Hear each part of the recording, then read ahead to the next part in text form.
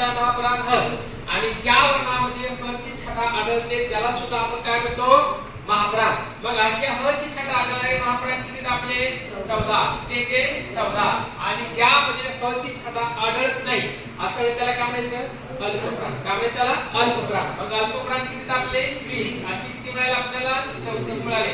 मग तेव्हा याला 14 हे काय महाप्राण 20 हे काय अल्पप्राण आणि शेवटचा आहे तो म्हणजे बघता स्वतंत्र वर्ण।